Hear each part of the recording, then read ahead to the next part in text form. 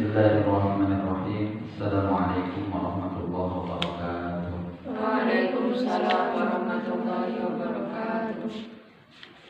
Bismillahirrahmanirrahim. Alhamdulillahirabbil alamin. Allahumma shalli wa sallim wa barik ala sayyidina Muhammad wa ala ali sayyidina Muhammad.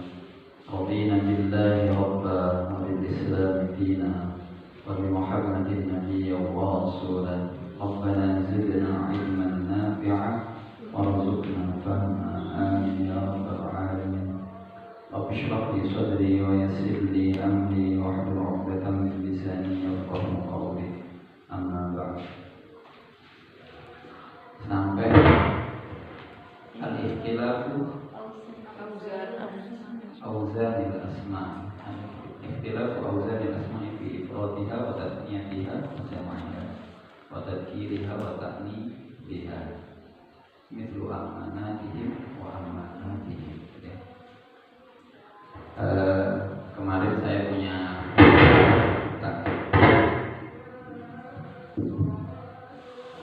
ayat yang bahwa bumi ini diwarisi oleh orang-orang soleh. Ketemu kan?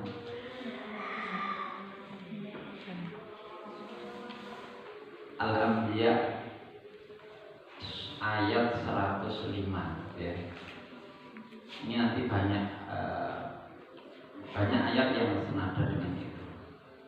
Bunyi ayatnya walaqad katabna fiz zaburi min ba'di dzikri annal arda yarithuha ibadiyas shalihun.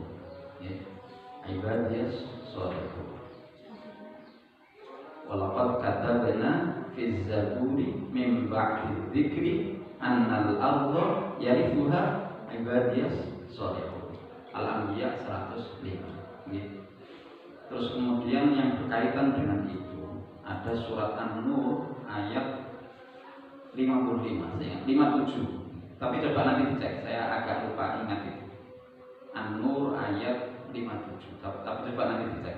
Bunyi ayatnya adalah wa'adallahu alladhina amanu minkum wa 'amilus shalihati la yastakhlifannahum fil ardi kama istakhlafal ladzina min qablihim wa la yumakkinanna lahum dinahum alladzi irtadha lahum wa la yubaddilannahum min ba'di khawfihim amna ya'budunani la yusyrikuna bi syai'a wa man kafara ba'da dzalika fa ulaika humul fasiqun.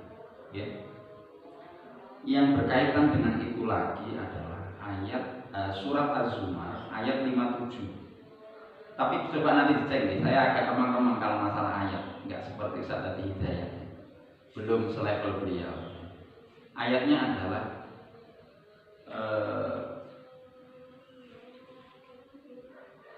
Alhamdulillahilladzi sadaqana wa'dahu wa awrathana al-ardha natabawwa'u minal jannati haitsu nasha. Ini ma'ajirul amilin. Ya. Alhamdulillahilladzi sadaqana wa'dahu wa awrathana al-ardha natabawwa'u minal jannati haitsu nasha. Ini ma'ajirul amilin. Kalau nanti sama lihat di banyak tafsir, mungkin tafsirnya Toba-Tobai, tafsirnya Ustaz Quraisyiha termasuk tafsir ini. Nanti sama cek ayat surat yang di apa tadi? Surat Al-Anbiya. Al-Anbiya itu sudah apa? Al-Anbiya ya. Terus 10. Coba diurut surat-surat di dalam Al-Qur'an sampai Al-Anbiya. Saya bantu Al-Fatihah, Al-Baqarah, Ali Imran, An-Nisa, Al-Maidah, Al-An'am, Al-A'raf, Al-Anfal, At-Taubah, Yunus, Hud, Yusuf, Ar-Ra'd, Ibrahim, terus Al-Hijr, Al-Ibrahim, Al-Ibrahim itu surat juz berapa? 13. Terus Al-Anbiya, ya, juz 14. Setelah Al-Anbiya apa?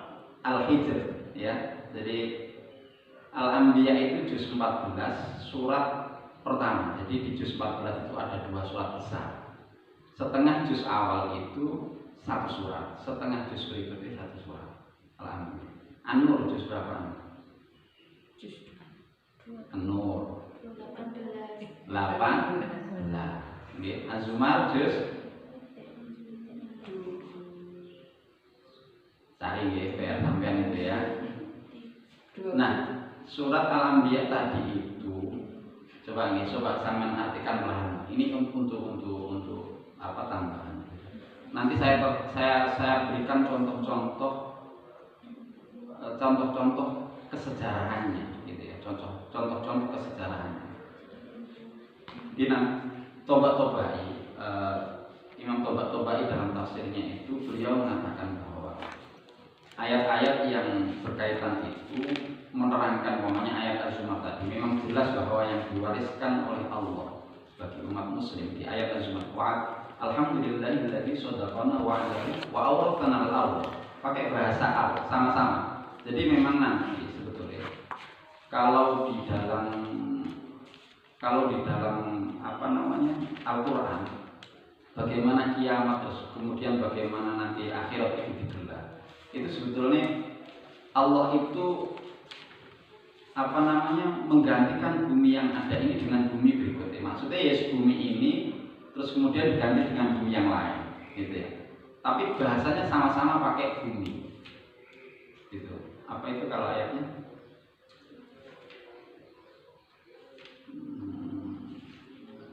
Al-ardi as-samawati matwiyatun biyamin. Jadi Allah menggantikan bumi dengan bumi berikutnya gitu.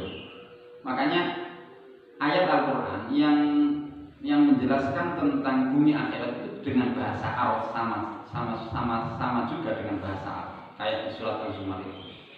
Alhamdulillahilladzi shadaqana wa'adahu wa awrathana al-ardh. Natabawwa'u minal jannah.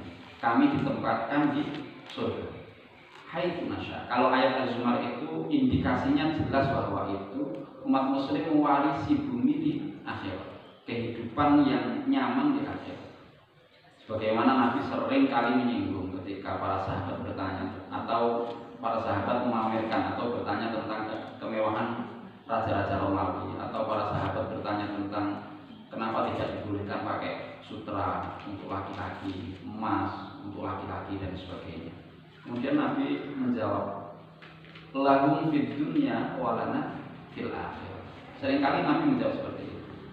Nah, kalau Toba-Tobai, Imam Toba-Tobai menjelaskan bahwa orang soleh, beriman soleh itu mewarisi bumi dua-duanya, baik bumi dunia yang sekarang maksudnya, ataupun bumi di akhirat, surga. Jadi nanti kalau dihitung, ya coba diutak-atik gitu ya. Jadi satu hari di dunia ini, satu hari di akhirat itu sama dengan 1000 tahun di dunia. Nah, kehidupan sampean itu berapa menit di akhirat? Itu maksudnya gitu, coba. Kalau perkiraan saya sekitar 8 menit hidup sampean, gitu ya. Hidup kita maksudnya, bukan hidup sampean, hidup kita semua 8 menit di akhirat. Jadi umpamanya miskin menurut kalkulasi kita di dunia itu sebetulnya tidak masalah sama sekali, miskin loh. Tapi kalau miskin terus kemudian tidak ibadah sama Allah, itu yang menjadi masalah. Atau kaya di dunia, kaya sekali, setengah bumi itu kekayaannya milik kita, itu tidak lama, just 8 menit itu. Kalau dibandingkan abadinya akhirat, ya. Nanti coba sampean baca bukunya yang mudah itu, bukannya Ustadz Agus Mustafa. Ternyata akhirat tidak kekal. Sudah pernah dengar ya? Masa belum? Ya beli buku lah. Ternyata akhirat tidak kekal. Itu model penulisannya melalui metode tafsir Maududi. Bagus sekali, saya senang. Jadi mengumpulkan ayat yang setema, terus kemudian ditafsirkan melalui graduasi turunnya ayat. Meskipun itu sangat sulit melacaknya, tapi paling tidak membantu lah. Terus kemudian didekati dengan pendekatan fisika kuantum. Itu karena basic beliau adalah fisikawan. Jadi didekati dengan fisika kuantum. Jadi bagaimana, kenapa Ka'bah itu selalu dikitari dengan memutar ke kiri? Itu kalau menurut teori fisika bagaimana? Itu ya, ke kiri. Terus kemudian kenapa kita harus bersujud? Gitu ya. Apakah sujud ini punya efek terhadap makrokosmos? Itu pembahasan seperti itu. Kenapa Nabi diperjalankan pada malam hari dan Nabi itu start sama finishnya itu sama-sama di tempat yang mulia. Jadi minal masjidil haram ila masjidil aqsa. Kenapa kok tidak ke tempat-tempat yang tidak ada identitas Baitullahnya gitu, umpamanya gitu. Kenapa? Itu dianalisis. Terus kemudian kenapa fisik Nabi yang fisiknya ini materi gitu ya, itu diperjalankan dengan perjalanan kecepatan lebih dari cahaya, itu tidak rusak. Padahal sebetulnya ya sampean ditembakkan dengan kecepatan cahaya mungkin sampai tempatnya tinggal kentutnya, mungkin itu kecepatan cahaya kan berapa saya lupa, coba nanti sama. Pokoknya cepat sekali. Nah perjalanan Nabi umpamanya itu dihitung ya, dari Masjidil Aqsa ke Sidratil Muntaha yang pokoknya otak-atiknya gitu ya. Itu kalau ya sama nanti lihat di fisika, bintang yang terdekat namanya dari bumi. Itu kalau ditempuh dengan perjalanan cahaya itu membutuhkan berapa tahun perjalanan cahaya gitu. Berapa tahun atau berapa ribu tahun perjalanan cahaya, namanya gitu. Lah, Nabi itu di Sidratil Muntaha. Kalau bahasanya Sidratil Muntaha itu iya pot-pot ya, Muntaha itu kan apa ya? Pokoknya paling habis penghabisan ujung. Jadi tempat final gitu. Nah itu membutuhkan berapa triliun perjalanan cahaya. Tapi Nabi kan nggak sampai 1 malam. Itu melampaui. Nah itu dinalar sama makanya di awal dengan Subhanalladzi asra bi 'abdihi lailan. Karena hukum Allah itu hukum Allah itu melampaui dimensi hukum yang kita ketahui ya. Jadi sistematika Allah itu lintas gitu ya. Jadi kalau pengetahuan kita kecepatan tercepat adalah cahaya, Allah mempunyai dimensi yang tidak bisa kita ukur dengan ya, itu cara menalar Quran. Makanya logika Quran itu semuanya rasional. Tapi rasionalitas kita itu tidak mampu untuk merasionalisasikan konsepsi di dalam Al-Quran. Tidak semuanya mampu. Makanya Al-Quran sering afala ta'qilun, afala yatadabbaruna al-Quran. Itu sering menggunakan redaksi-redaksi. Oke. Itu tadi, coba nanti sama lihat terjemah. Coba sama terjemahkan. Walaqad katabna fiz zabur min ba'di dzikri annal ardu yarithuha ibadiyas shalihun. Apa Zabur itu? Kitab Zabur. Nah, apa ya? Ada yang menerjemahkan memang kitab Zabur. Zabur itu diturunkan kepada Nabi Daud. Min ba'di dzikri, apa maksudnya? Ada yang mengartikan Taurat. Karena Zabur itu diturunkan secara Taurat gitu. Zabur kepada Nabi Daud, Taurat kepada Nabi Musa. Setelah itu nanti kalau masalah terjemahan sama lihat di tafsir atau nah sejarahnya banyak sekali yang diakomodir oleh Al-Quran bahwa bumi ini diwarisi oleh orang-orang soleh secara substansi ya. Baik secara materi maupun substansinya. Jadi umpamanya zamannya Nabi Musa itu memenangi Palestina gitu ya. Setelah umatnya itu mengikuti Nabi Musa. Jadi Nabi Musa kan dari Mesir nyebrang lewat ya kalau perkiraan saya terusan Suez, terus kemudian mungkin melewati jalur Gaza yang sekarang itu masuk Palestina. Terus kemudian umatnya Nabi Musa itu kan umat yang paling ngeyel. Nabinya juga termasuk nabi yang paling vokal terhadap Allah. Nabi Musa itu kalimullah. Jadi nabi yang paling sering ngengkel kepada Allah ya Nabi Musa itu. Ya enggak dalam pengertian yang positif ya. Makanya ketika diminta masuk Yerusalem, masuk Baitul Muqaddas gitu ya. Itu kan umatnya, qalu ya Musa inna lan nadkhulaha abadan ma damu fiha fadhhab anta wa rabbuka faqatila innaha huna qa'idun. Sudah itu nanti kita lanjutkan di yang penting hutang saya sudah selesai kan. Kemarin saya hutang. Sama kitabnya Yai Arwani itu namanya Faidul Barokah. Fisab Qiraat. Jadi Faidul Barokah.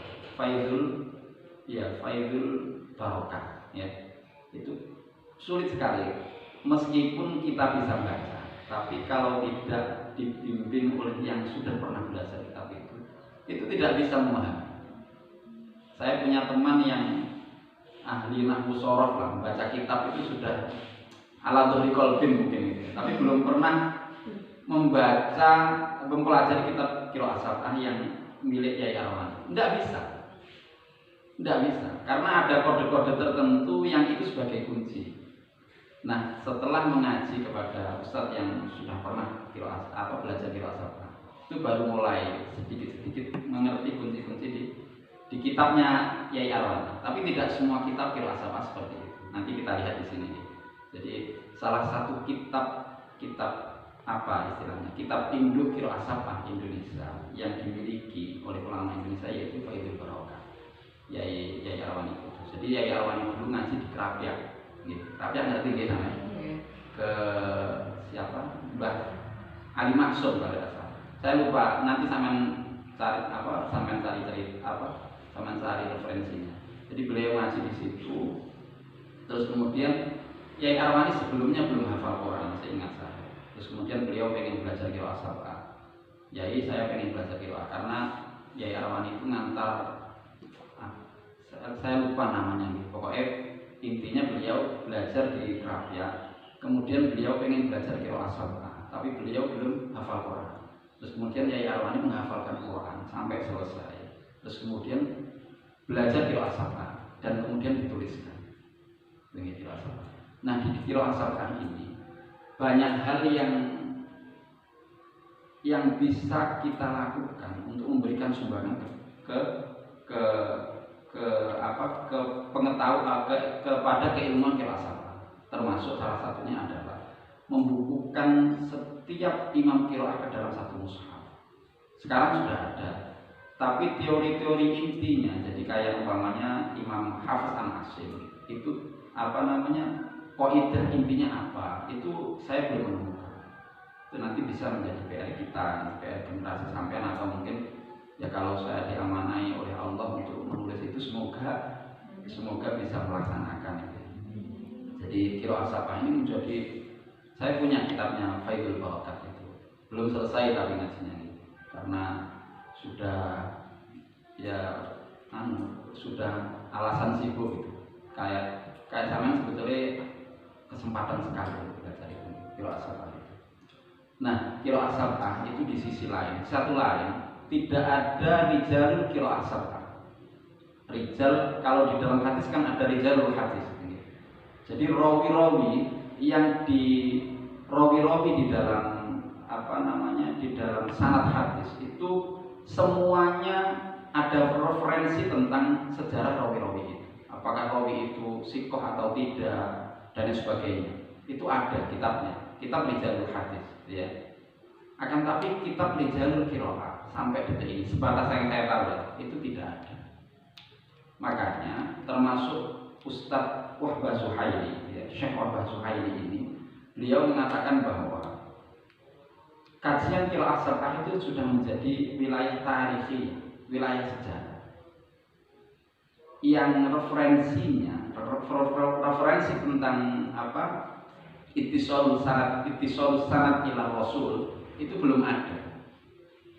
Ya, nanti sama lihat di sini atau sama baca di seluruh kitab tentang Qiraat Sab'ah. Ya, tentang kitab Qiraat Sab'ah. Itu menjadi tugas kita untuk melacak, ya, Yang basic Qiraat Sab'ah itu ada di 4 kota besar. Yang pertama Madinah, Mekah, Basra, sama Kufah. Okay. Di empat kota besar yang waktu itu menjadi ibu kota dari pemerintahan Khalifah Islam yang awal. Madinah, Mekah, kufah basuh. Gitu. Jadi ini menjadi PR besar bagi kita tentang kajian qiraat sabah. Coba nanti kita baca nih biar paham. Tapi nanti makanya Ustaz Wahbah Suhaili ini memberikan pengantar tentang qiraat sabah tidak terlalu panjang, karena ya mungkin di dalam qiraat sabah itu, tapi yang terkenal yang direkomendasikan oleh para ulama qiraat itu ada 10 sebetulnya, qiraat asyraf ya. Sampai nanti kalau yang masih bisa kita lacak datanya itu ada sekitar 14 qiraat arba'at asyar ya, qiraat 14. Tapi yang muktamad itu ya mungkin itu sekitar 10 itu. Tapi yang masyhur adalah 7 ya qiraat sabah. Yang paling masyhur sekali 1 ya, Hafiz Anak Asim itu yang disebut dengan qiraat masyhur. Jadi Quran itu punya dimensi yang sampai umur kita selesai itu tidak akan habis kita gali dimensinya. Makanya kalau kita dikarunia Quran, terus kemudian kita menawar karunia Allah yang lain, itu sebetulnya kita harus malu. Jadi Quran itu adalah karunia terbesar yang diberikan oleh Allah kepada Rasul. Mukjizat terbesarnya Allah kepada Rasul Muhammad itu adalah Al-Quran, termasuk tanda rahmatnya Allah yang paling besar terhadap umat Rasulullah adalah Al-Quran. Jadi kalau kita menggadaikan Al-Quran terhadap realitas lain atau mungkin rahmatnya Allah yang lain, sebetulnya kita harusnya malu. Makanya banyak hadis yang menjelaskan tentang keistimewaan Al-Quran. Ini tuh nanti sambil kita belajar bersama-sama. Yang ketiga, kemarin kita sudah belajar tentang apa saja yang berbeda di dalam qiraat sabah. Yang ketiga adalah ikhtilafu auzanil asma. Ikhtilafu perbedaan. Auzanil asma'i wazan isim. Wazan itu apa? Bentuk ya. Auzanil asma'i wazan isim. Isim bisa diketahui dengan apa coba? Wal ismu yu'rafu, coba yang masih ingat. Wal ismu yu'rafu bitanwini, terus wa dukhulil alif wal lam. Ayo lanjutkan. Ustaz sinten sing ngajar apa? Nahwu. Ni'am apa? Sudah enggak usah pakai bahasa Arab. Tanda-tanda isim coba sebutkan. Tanwin. Terus ya. Udkur ahrufil jar apa? Min, ila, an, ala, fi, ruba, ba, kaf, lam, terus huruf qasam. Harful qasam. Oke, niku isim. Saya enggak terlalu, sudah lama sekali enggak belajar itu, tapi dulu saya hafal. Wal ismu yu'rafu bitanwini wa dukhulil alif wal lam wa hurufil khafdi wal qasam. Jadi kalau saya dengar Gus Wahid itu masya Allah kok enak sekali beliau itu, maksudnya sejauh ini beliau masih dikaruniai hafalan yang masih murni sampai Al-Quran itu ala dhahri qalbi Gus Wahid. Makanya tadi berkaitan dengan ayat itu, pokoknya kalau kita soleh itu kan kemarin sudah saya sampaikan, soleh itu ilman wa amalan, itu pasti kita dikaruniai oleh Allah. Terus di bumi ini mencari kita substansinya maksudnya ya. Tapi kalau simbol itu jangan pernah terkecoh kita dengan simbol. Apa sampean kira orang-orang yang Lamborghini-nya 10 itu bahagia? Belum tentu. Kalau tidak mengenal Allah sama sekali nggak bahagia. Terus pokoknya seperti itu. Kita jangan pernah terkecoh oleh simbol. Nah, kalau orang soleh itu sangat mengerti tentang substansi dan signifikansi. Kalau dalam bahasa Arab, makna wa maghza. Makna wa maghza. Dan auzanil asma'i fi ifradiha, di dalam mufradnya, bentuk yang tunggal. Wa tasniyatiha, dan bentuk tasniyahnya, bentuk musanna atau bentuk apa? Dua ya. Wa jam'iha, dan bentuk jamaknya. Wa tadkiriha, dan bentuk mudzakarnya. Jadi kalimat yang menunjukkan laki-laki gitu ya. Wa ta'nifiha dan bentuk muannasnya. Jadi mufrad, tasniyah, jamak, mudzakkar, muannas. Nggih. Mithlu contoh amanatihim wa amanatihim. Nggih. Amanatihim itu bentuk apa? Jamak apa mufrad? Tasniyah. Masa tasniyah? Jamak, muannas. Amanatihim. Terus kemudian diganti dengan amanatihim atau dibaca amanatihim. Ini sangat memungkinkan karena begini. Nanti kalau kalian belajar tentang dhabt ya, dhabtul Quran. Seringkali di Jakarta itu pusatnya itu di di museum apa ya Allah, di Taman Mini itu ada museum Quran apa yang pernah kesana saya lupa. Ya Allah saya lupa. Pokoknya lembaga pentasnya mushaf Al-Quran di situ. Itu seringkali mengadakan pertemuan ulama-ulama sedunia, ulama-ulama sedunia untuk membahas tentang dhabtul Quran, terus kemudian khatil Quran dan sebagainya. Saya kemarin 3 tahun kemarin lah ke sana itu ternyata yang di situ itu semuanya teman-teman, masya Allah saya alhamdulillah ya Allah, pokoknya semuanya hampir mayoritas itu yang didominasi oleh lulusan rakyat, anak-anak rakyat itu sezaman dengan saya. Ada namanya Anton Jailani, terus siapa itu? Kalau yang dari MQ itu kakak kelas, mayoritas kakak kelas. Ustadz Zaini, terus kemudian Ustadz Fahrul Rozi, Mustafa Aceh, itu teman semua. Itu lajnah pentasih mushaf Quran. Jadi beliau melototi Quran. Jadi kalau ada penerbit dari seluruh Indonesia itu pengen menerbitkan Quran itu harus melalui seleksi lajnah pentasih mushaf Quran. Itu ada master, terus kemudian nanti diteliti secara manual. Jadi di print out, terus kemudian diteliti, nanti dicoret. Saya pernah dites sama beliau, ya, mereka. Coba, ayo dicari mana kesalahannya. Dulu sama-sama ngafal, ya cepet aja. Ini. Coba yang lain katanya. Saya kan bawa anak-anak ke diri dulu. Jadi itu fungsi atau perannya masya Allah. Coba bayangkan. Betapa bahagianya mereka itu menjadi gawang untuk menjaga otentisitas dan originalitas Quran. Wah keren, itu kakak kelas kalau yang dari MK. Tapi kalau yang dari Krapia itu sezaman, ya pernah mondok bareng gitu. Kalau di Krapia itu kan enggak kelas-kelas karena masing-masing sudah kuliah. Sama-sama setor ke Yai Najib. Yai Najib masih sukun alhamdulillah. Kemarin saya ketemu di Malang, di mana yang Mosari Pondok Quran sama Gusnya namanya Gus Masudi, menantunya, satu-satunya menantu karena putri beliau cuma satu, Neng Milna. Itu teman, dulu sering ikut MTQ sama saya. Jadi alhamdulillah masih dikasih kesempatan bertemu dengan orang-orang yang oleh Allah diistimewakan.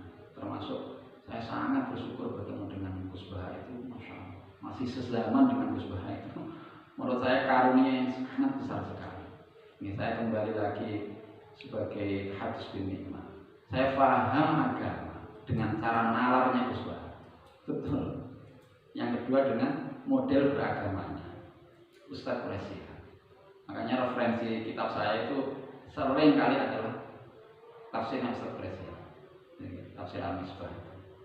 Jangan baca tafsir Al-Misbah, luas sekali wawasannya tentang tafsir Al-Misbah. Belilah, mungkin sekitar berapa nih? 1 jutaan nih, tapi sekitar 500. Murah nih, tebalnya segini. Segini itu ada sekitar 16. Daripada buku-buku yang segini berapa itu? Kadang novel juta berapa sama membaca? Lah yo nggak apa-apa gitu. Tapi kalau dibanding tafsir Al-Misbah lagi kejauhan. Saya Suhita, apalagi namanya? Widati, Apa nih? Novel-novel. Cerita. Apa drama Korea? Terus pokoknya gitu. Yang koleksi kitab-kitab lah kalau punya uang. Atau untuk pondok ya, untuk pondok. Untuk yang di pondok. Dibaca-baca. Yang keempat, al-ikhtilafu bi'ibdali kalimatin bi kalimah. Al-ikhtilafu perbedaan bi'ibdali kalimatin dengan mengganti kalimat. Di kalimatin dengan kalimat yang lain. Di kalimatin kelawan kalimat kang liya yang ribu yang lumrah. Antakuna ing yen to ono apa kalimat. Ihdahuma salah satu dari kalimat itu. Muradifatun sinonim. Jadi kalimat yang diganti itu maknanya sama, ya. Lil ukhra maring liyane atau yang kepada yang lainnya.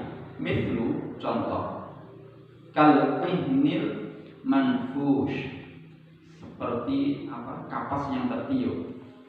Au kasufil manfush diganti kasufil manfush. Surat apa ya? Kal ihnil manfush. Surat Al-Fil. Al-Qari'ah. Ya, Al-Qari'ah.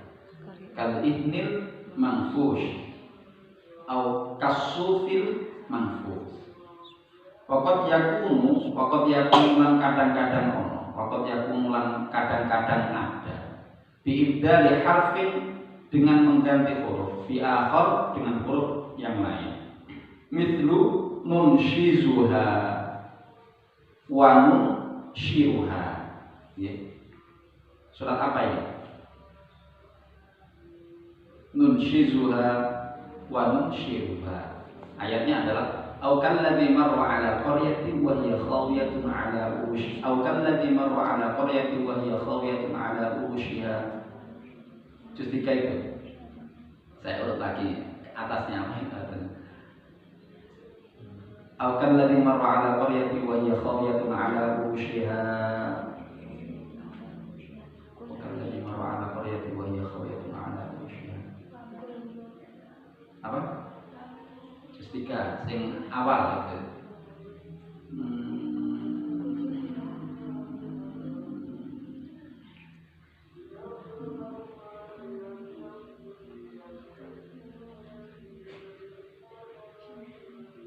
Allah waliyul ladzina amanu yukhrijuhum minadh dhulumati ilan nur wal ladzina kafaru alam tara ila alladzi haja Ibrahim fi rabbih ma taqulu qala Ibrahim rabbi alladhi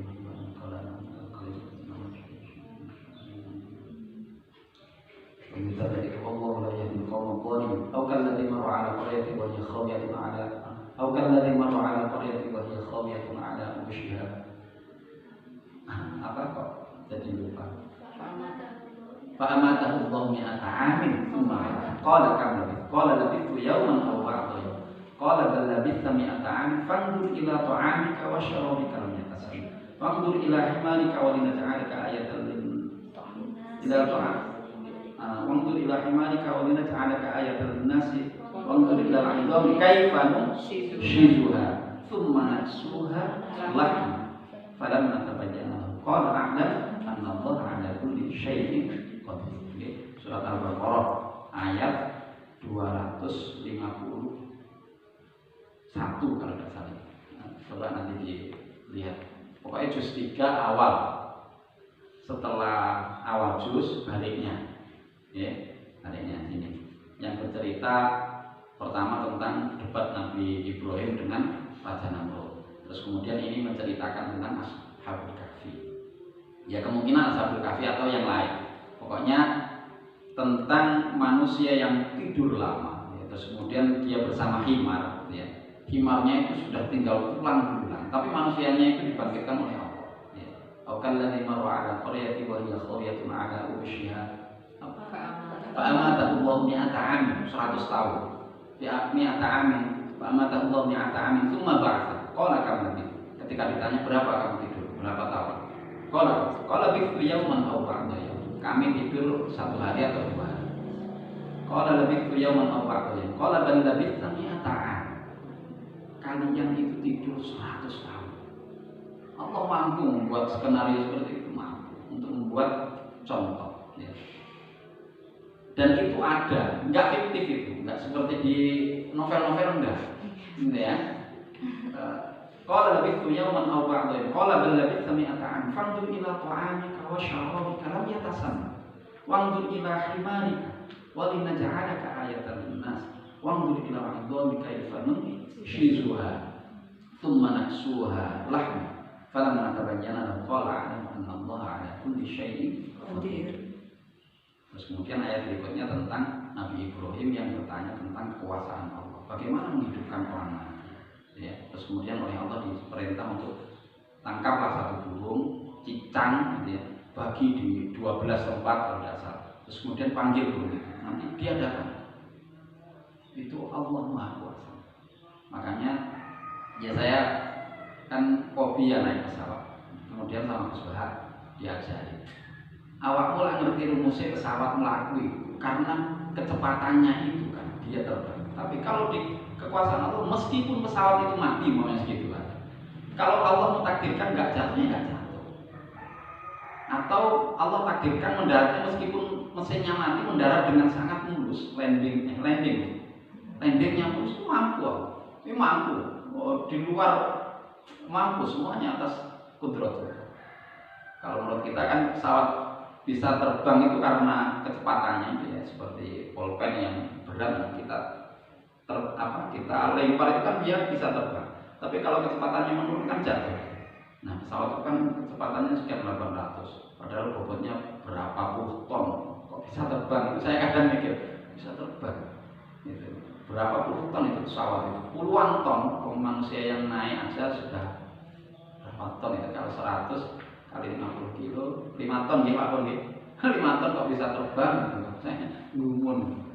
Tapi ya bisa nyatanya. Ya sampai mana-mana, ada yang sampai Amerika, Eropa, ya sampai gitu. Oke. Nunshizuha itu nanti sama lihat ya, ayat tentang ini. Wah, ceritanya menarik. Qala Ibrahim rabbi arini kaifa tuhyil mauta. Qala awalam tu'min. Qala bala walakin liyatma'in.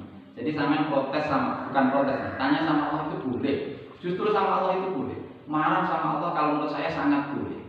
Jadi sama sedih gitu. Ya Allah, kalau lagi sedih nih kok angel yang sampai. Mbok ya sama paling seneng kok. Nah, itu bukti keyakinan tinggi kita atas entitas Allah. Kalau sama kemudian pusing terus kemudian minum arak, itulah justru yang dimurkai oleh Allah. Saya sering, saya tapi setelah itu saya istighfar. Belum lama ini lah saya ya punya konflik lah sama ya warga, bukan konflik seperti yang membayangkan begitu. Ya konflik biasa, maksudnya beda pendapat. Tapi bagi saya tidak enak. Saya melarang mengadakan acara di jalan. Gitu. Wis saya marah-marah. Pak, jangan sampai mengadakan acara di jalan. Sudah saya nggak usah pakai dalil. Tapi kemudian warga menginginkan di jalan. Sudah saya jarang nyapa. Maksudnya saya ketemu itu kayak nggak enak. Terus kemudian saya biasanya kan keluar. Saya lama nggak keluar. Terus kemudian saya sedih dengan itu. Saya kemudian sama Allah, ya Allah, saya ini benar menurut saya. Saya ini benar menurut saya karena saya mengikuti Rasul. Tapi kok saya sedih? Karena pengetahuan mereka yang berbeda dengan saya. Terus kemudian kalau saya seperti ini, suara saya tidak enak. Saya marah sama Allah. Nggak lama sama Allah, nggak lama kemudian diganti. Orang-orang nyapa, terus kemudian saya diundang untuk ikut rapat. Terus pokoknya gitu. Diundang sebagai tokoh yang mewakili atau orang yang mewakili lah itu masyarakat sekitar. Terus kemudian orang-orang itu kemudian saya sungkan sama ya Allah. Ini malu itu. Kemudian saya tapi kemudian saya bersyukur ya Allah. Saya kan hanya menyandarkan semua urusan sama sampean. Berarti bukti keyakinan penuh saya atas kekuasaan sampean. Kan keren kalau gitu. Keren. Jadi sama kalau umpamanya diputus pacar, wes marahin sama Allah, ya Allah, sama harus ganti yang lebih baik, harus. Ya, itu kan keren itu, sama harus ganti. Itu keyakinan tinggi kita sama Allah. Ya, gitu, itu cara. Pokoknya nabi-nabi kan juga seperti itu. Nabi Ibrahim juga. Ya, pertanyaannya kan keren ya Nabi. Ya Allah tunjukkan saya bagaimana menghidupkan mati, orang yang mati, gitu ya. Sesuatu yang Nabi itu sekelas Nabi. Jadi sampean kalau bersikap seperti itu ada referensinya. Tapi ya intinya ya Al-Quran dipelajari dulu lah, yang dalam, biar kita punya alasan untuk seperti itu, ya. Punya alasan untuk seperti itu. Banyak gitu. Terus nanti sampean kalau mempelajari Al-Quran secara betul, sampean akan mengalami peristiwa yang di luar hukum rasional. Itu sering sekali. Sudah, saya nggak bisa menjelaskan dengan bahasa oral ya, tapi nanti sampean mampu merasakan itu di luar rasionalitas Al-Quran. Makanya Gus Bah itu, ya beliau kan nggak ahli santet. Ya sini saya tiru beliau, bahasa beliau. Aku rawat di santet, itu kata beliau. Nggak percaya apa santet. Wes lek wae mati wis bene mati, aku disantet ndak apa. Wae mati wis mati. Tapi aku yo mikir, Gusti Allah daripada matanya aku, ya mending matanya tukang santet itu. Kan gitu Gus Bah. Oh, ahli tafsir dibunuh sama Allah lah yang iman Gusti Allah. Wong beliau yang ngajari umat. Ya mending matanya tukang santet apa gunanya tukang santet itu. Jine paling kuat, kuate piye jin kuwi gitu. Gak bahasa Gus Bah itu. Salah santet-santet terus bene aku yang mati wis bene. Tapi aku yang ngitung. Gusti Allah daripada matanya aku, mending matanya tukang santet. Saya kadang kalau ngaji Gus Bah itu senyumnya itu lepas gitu. Jadi malam itu istri sudah tidur, saya dengar tertawa itu kadang istri gini. Apa bi? Karena saking lucunya Gus Bah itu. Misalnya kalau nggak bisa tidur ngaji Gus Bah. Itu obat tidur. Al-ikhtilafu bit-taqdimi wa ta'khir. Al-ikhtilafu perbedaan bit-taqdimi dengan taqdim wa ta'khir dan ta'khir. Mithlu fayaqtuluna wa yuqtalun.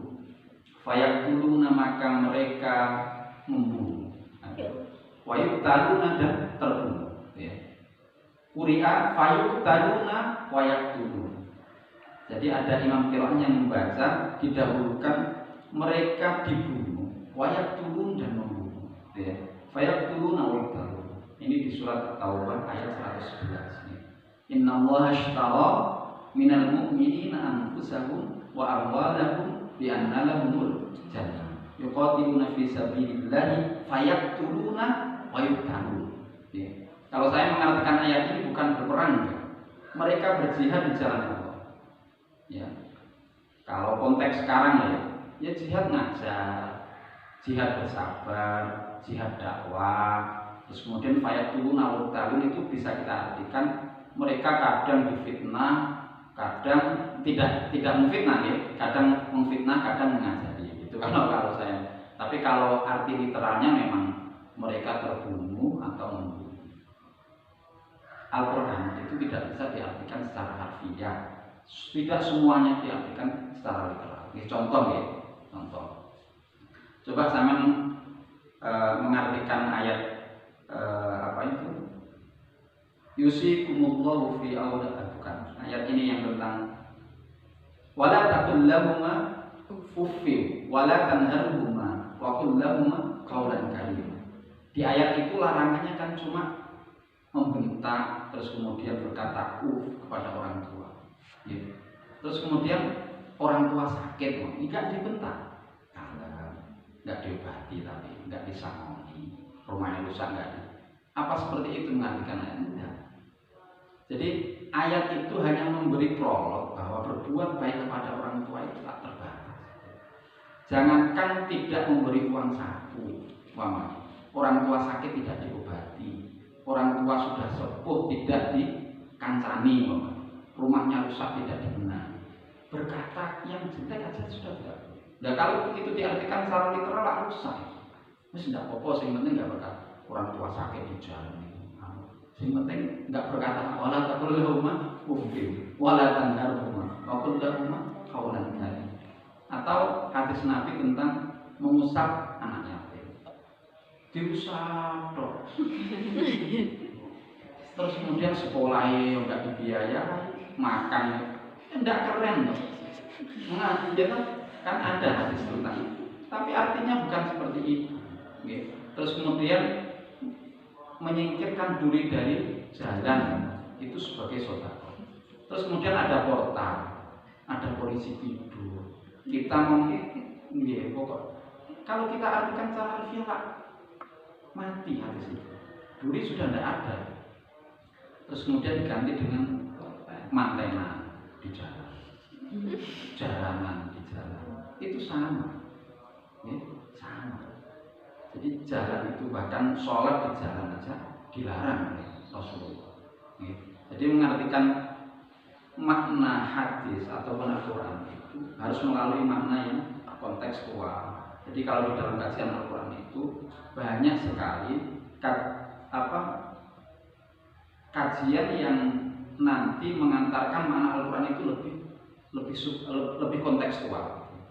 Ada yang ditawarkan oleh Fazlur Rahman Dodul Movement itu, ya, teks, konteks, kontekstualisasi dengan seperti itu. Nas, terus kemudian waqi'iyah, waqi'iyah. Kalau nggak salah seperti itu. Jadi nas, konteks, kontekstualisasi. Terus kemudian ada kajian suatu nuzul dan sebagainya, sya'nun nuzul. Jadi umur kita kalau untuk mempelajari Al-Quran, ya, habis, maksudnya tidak selesai. Qul law kana al-bahru midadan li kalimati rabbi lanafidal bahru qabla an tanfadha kalimatu rabbi walau ji'na bimithlihi madad. Betapa luasnya, karena Allah kan maha tak terhingga. Ini kalamnya Allah. Terus kemudian diprotek agar kita paham. Apakah terus kemudian kalam yang dari zat yang tak terhingga itu hanya terbatas dengan dimensi yang kita ketahui enggak? Terus pokoknya pelajari, nantilah sampai akan melihat fakta-fakta yang seperti yang saya sampaikan tadi. Terus pokoknya nanti ada hal-hal yang rasionalitas kita tidak mampu merasionalisasikan tentang dimensi Al-Quran, tapi mampu kita rasakan dengan zat atau syukur. Jadi sampai kepada etika Quran, ya, syukur hati bahasanya. Kan Al-Quran sering menggunakan redaksi itu. Walakin la tash'uru, ya. Gitu. Jadi kita ngomong sudah berbuat baik, tapi sebetulnya tidak menurut dimensi Quran. Ya. Baik menurut subjektivitas kita, tapi menurut Al-Quran tidak, karena tendensinya bukan untuk Allah. Itu kan banyak ya tentang al-birra hatta tunfiqu wa ma tunfiqu min syai'in fa inna Allaha bihi 'alim. Banyak sekali wa kafa billahi syahida dan sebagainya. Fayaktubuna wa yaktubu Quran fayuktabu wa yaktubu. Ini di surat At-Taubah ayat 111. Inna Allaha ashtara minal mu'minina anfusahum wa amwalahum bi anna lahumul jannah. Allah itu meniagakan dari orang-orang mukmin min anfusihim wa amwalihim, anfusahum wa amwalahum, jiwa dan hartanya dengan surga. Surga itu simbol dari keridhaan Allah. Nikmat tertinggi di surga adalah melihat Allah. Saya kalau mengartikan melihat Allah, saya lebih setuju pada ulama yang melihat yakdotan, melihat asli. Terus entah bagaimana caranya biar Allah yang nanti melihat wujud Allah. Saya setuju itu lagi, maksudnya ulama yang berpendapat itu. Meskipun ada yang berpendapat tidak melihat Allah zatnya, kan, tapi melihat kekuasaan Allah yang kita tidak bisa berkata-kata. Jadi, kalau saya setuju melihat zatnya Allah. Makanya Gus Baha itu kembali karena guru saya itu dia menerangkan tentang surga itu. Aku soalnya mlebu surga, aku nongkrong aja. Pokoknya dorong-dorong. Lek ditakoki, Gus, kok mboten mak-mak mboten kali bidadari? Enggak. Aku nunggu ketemu pangeran, kata Gus Baha. Lek sing kaya awakmu kan juga jeloki santrinya. Sing kaya awakmu paling wis sampe bidadari, wis bingung mangan-mangan. Enggak lah, aku nunggu ae. Lek ditakoki, Gus, kok teng iki mawon nongkrong? Aku ngenteni pangeran. Gus Baha. Saya mungkin nanti ikut-ikut juga Pak. Aku rokokan. Insya Allah yakinlah kita itu masuk surga. harus yakin sudah sholat. Sama kan banyak berbuat baiknya daripada berbuat jeleknya itu. Paling berbuat jelek apa tuh paling? Ya paling pelit ya. Kadang-kadang kan pelit ya. Itu aja ringan-ringan perbuatan jelek kita itu. Paling lihat kalau ada cowok Korea itu melotot, enggak apa-apa itu semuanya ringan lah. Kan sudah terhapus dengan sholat tahajud, sholat terus. Allah itu membalas kejelekan atau memberi ikop jelek itu dengan satu, memberi pahala kebaikan kan berlipat-lipat. Terus tidak terhingga sama ngaji kayak gini sudah menghapus seluruh kejelekan. Terus yakin aja itu. Warahmati wasi'akul lasyai. Rahmatnya Allah itu tak terhingga. Amat wasi'akul lasyai. Kamu sudah sholat, ngaji, zikir kita itu banyak, hafalan Qur'annya banyak. Tadi sudah sholat subuh jamaah, sekarang ngaji. Kok ditakut ya Allah nanti masuk? Enggak wis kok. Masuk surga sudah. Wis pasti. Gitu. Yakin dengan rahmatnya Allah. Jadi kita tidak yakin ya Allah benci lah. Ya, Allah benci. Allah benci sekali. Yes, ilustrasinya begini. Ya, ini sama di sini mamanya nih, sama di sini. Sudah dikasih tempat kamar ya. Kamarnya ada jendela, ada tembok yang hangat, ada kamar mandi enak, gitu, ada ngaji. Terus pokoknya enak, makan juga enak dan sebagainya. Terus kemudian ada fasilitas yang dikit aja. Ya mamanya tangganya belum pakai lift mamanya. Nah, terus kemudian sampai tangganya nggak pakai lift. Coba betapa sakitnya Pak Satpo sama Ustaz Hadi. Ya, sama nggak bersyukur. Coba kalau sama bersyukur. Alhamdulillah ya Allah sama ini di pondok sebenarnya kan senang sekali ya. Senang sekali sama Allah itu sama sudah dikasih karunia sholat, ngaji, hafal Quran, terus pokoknya semua kan ingat Allah, kita menjadi saksinya Allah. Terus kemudian sama ngomong ya Allah aku masuk neraka takut. Ayo Allah benci awak mungkin janda syukur belas kan gitu. Ya bersyukur ya Allah alhamdulillah benci lek teng surga kula pengen panggil jenengan wis. Alah dosa-dosa kecil mesti jenengan ampun wong kula nggih lemah gitu ya. Terus kula kadang delok cowok ganteng seneng ya niki kelemahan mboten napa-napa wis. Biasa kan kayak gitu biasa. Maksudnya ya manusiawi. Terus kadang lek mangan kelebihan sampai ambekan angel. Ya wajar manusia. Nah itu kan kesalahan kecil. Terus waktu ngaji ngantuk, itulah yang biasa kayak gitu itu wis. Allah Yesus maklum lah, jangan marah-marah sama Allah namanya. Ya Allah jodoh kok nggak ada belum datang. Nggak apa-apa, justru malah sama Allah itu seneng Allah. Pokoknya gitu, syukuri semua karunia. Yakin, alhamdulillah ya Allah matur syukur. Makanya Azza kalau sama Azki itu sering tak ajari. Mam bareng saya, istri, anak, mam bareng satu mampan. Enak lauknya. Dek, tema enak gimana? Matur apa? Alhamdulillah ya Allah, matur syukur. Gitu. Iya, biar menambah nikmat. Jarang loh bisa makan nikmat itu. Belum tentu orang yang kaya bisa makan nikmat. Enggak tentu. Terus kemudian ada menu 100 menu, terus kemudian mereka makan bisa enak. Enggak. Belum tentu substansinya mampu mengalahkan orang yang makan di sawah. Lauknya ikan asin sama sambal. Enggak bisa ditakar dengan seperti itu, enggak bisa. Kehidupan itu.